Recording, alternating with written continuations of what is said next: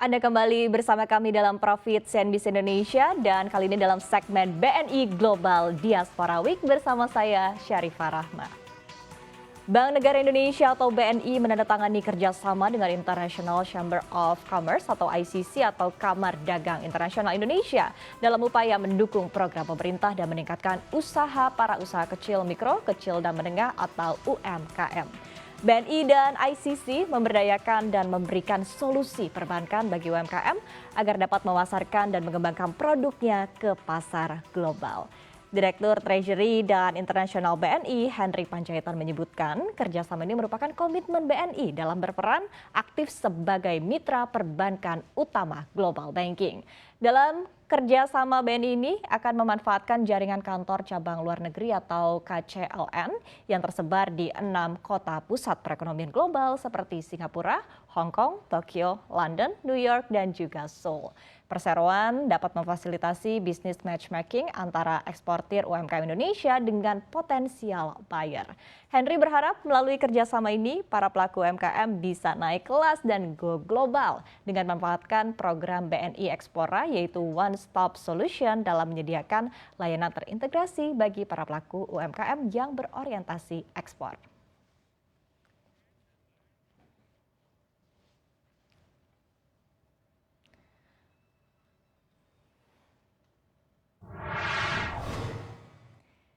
Ya, dan untuk membahas hal ini kami telah terhubung bersama dengan Direktur Treasury and International BNI Henry Panjaitan dan juga Konsul Bidang Ekonomi KJRI Hong Kong Slamet Nugroho beserta Owner Shirway International Trading Limited Budiman Poa. Saya akan sapa terlebih dahulu. Apa kabar? Selamat siang Pak Henry.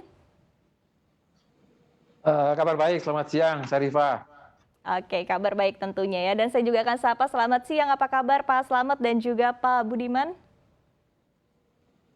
Baik, dari Hong Kong. Baik.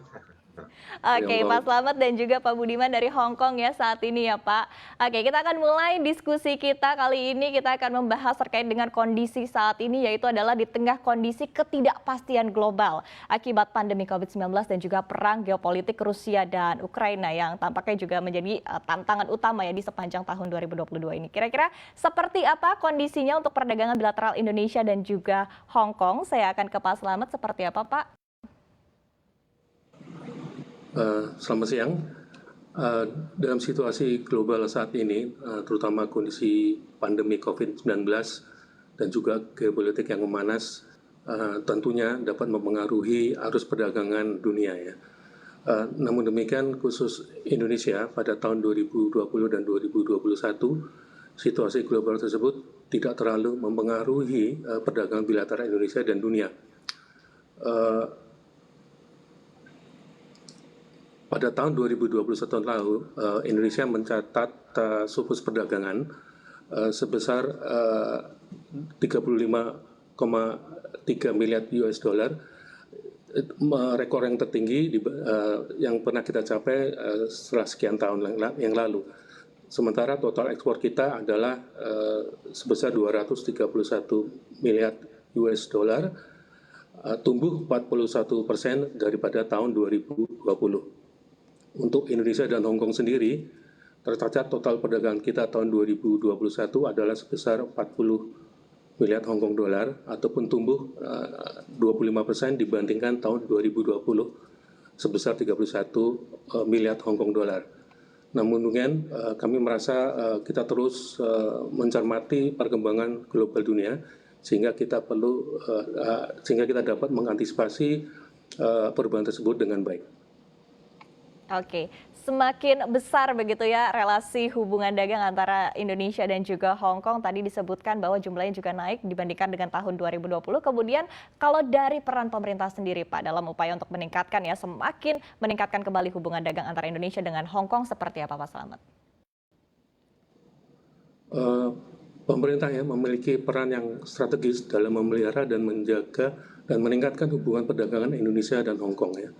Antara lain dengan menjaga pasar Hong Kong, kemudian meningkatkan pelaku usaha UMKM yang berorientasi ekspor dan juga menerapkan Undang-Undang Cipta Kerja dan peraturan turunannya yang bersifat ataupun yang terkait dengan perdagangan dan ekspor atau impor. Sementara di Hong Kong, perwakilan Republik Indonesia yang mempunyai tugas untuk menganalisa dan kemudian menjajaki peluang baru yang muncul dan melaporkannya kepada pusat melalui kegiatan yang disebut dengan market intelligence ataupun market research, sehingga potensi tersebut dapat dimanfaatkan secara maksimal oleh pelaku usaha di Indonesia. Di sisi lain, kami juga menyambut baik ke platform resmi dari pemerintah Indonesia yang diluncurkan oleh Kementerian Perdagangan minggu lalu, yaitu InExport, sebagai salah satu upaya dan juga komitmen yang kuat dari pemerintah Indonesia untuk memperkenalkan produk-produk ekspor kita ke pasar global. Oke, ini menarik ya, berarti upaya-upaya yang sudah dilakukan oleh pemerintah dan tentunya perlu dukungan dari berbagai pihak. Nah, saya akan bertanya kepada Pak Henry. Pak Henry, seperti apa sih Pak upaya dari BNI untuk mendukung pemerintah Indonesia untuk terus mengeksplorasi setiap peluang untuk bisnis perdagangan internasional, khususnya antara Indonesia dan juga Hong Kong begitu, dan juga Indonesia terhadap seluruh dunia, seperti apa? BNI telah menetapkan 5 segmen klien ya untuk bisnis internasional. Yang pertama adalah segmen diaspora Indonesia, penduduk Indonesia yang tinggal di luar negeri. Ada segmen UMKM dan komersial. Yang ketiga adalah segmen korporasi dan anak perusahaannya. Yang keempat adalah segmen multinasional company, baik yang global maupun regional. Yang terakhir adalah segmen financial institution dan investors.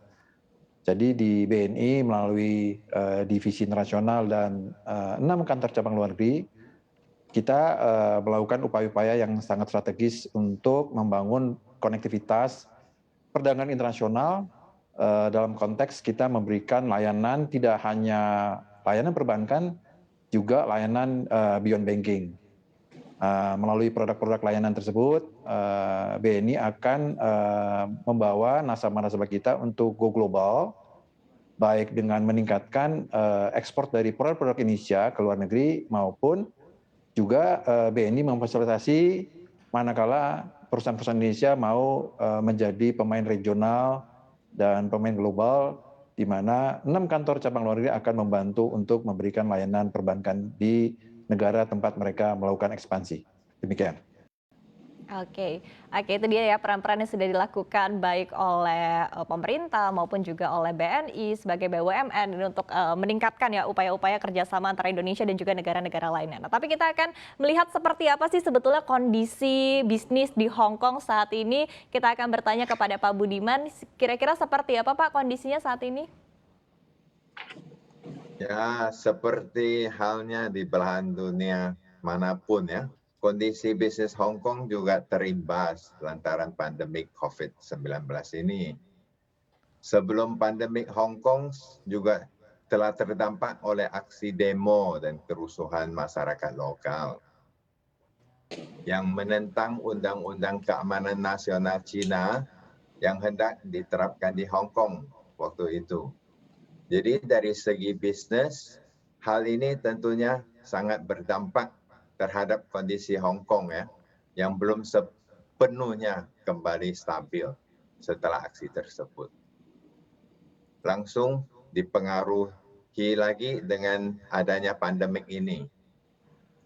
Sebenarnya di tahun ini ya, bulan Maret, adalah kondisi Hong Kong yang terburuk bagi kami untuk menghadapi COVID gelombang 5.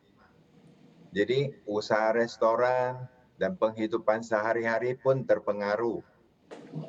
Forecast GDP Hong Kong untuk tahun 2022 adalah 2,8%.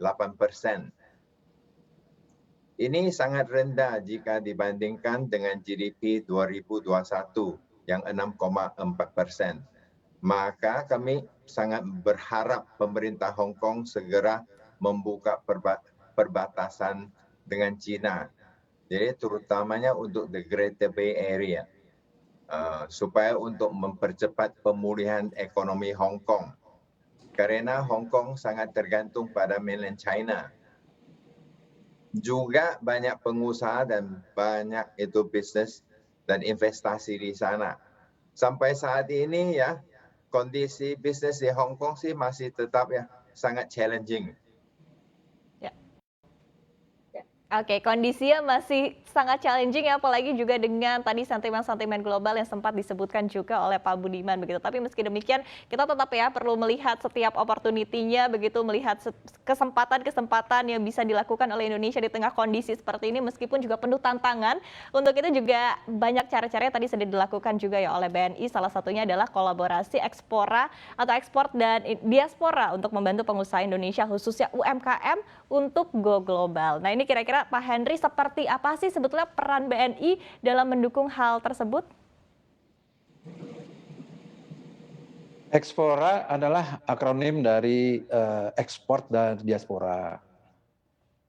Nah, dalam hal ini kami BNI membantu UMKM dan eksportir untuk memperluas pasar di luar negeri. Kantor cabang luar negeri kami akan optimalkan fungsinya untuk membantu mencari buyer-buyer baru yang kita targetkan dari ekosistem diaspora di negara itu. Jadi setelah kita bertemu dengan ekosistem diaspora di negara tertentu, dan kita akan mempertemukan dengan UMKM ekspor yang ada di Indonesia. Jadi kami secara rutin melakukan kita sebut namanya business matching. Nah, keberhasilan dari business matching ini adalah di mana BNI berada di tengah.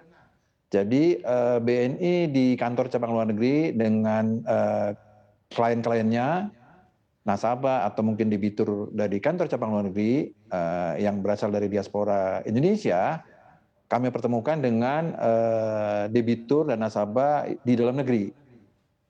Karena BNI berada di dua-duanya, jadi tentu kepercayaan itu timbul. Karena yang pasti transaksi akan timbul kalau ada buyer dan seller itu percaya.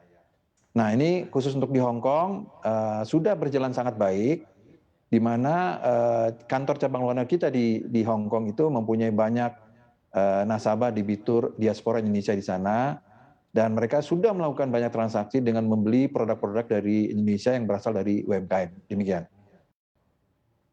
Oke, menarik ya. Ini kalau kita lihat langkah-langkah yang sudah dilakukan oleh BNI tentunya. Dan nanti kita akan mengulas lebih jauh lagi kira-kira seperti apa sih sebetulnya potensi pasar di Hong Kong dan langkah-langkah apa yang dilakukan untuk istilahnya mematchmakingkan ya antara produk-produk UMKM dan juga dengan para buyer yang ada di Hong Kong dan juga negara-negara lainnya. Tapi kita akan lanjutkan dialog usai jeda. Tetaplah bersama kami dalam segmen Global Diaspora Week di Profit CNBC Indonesia.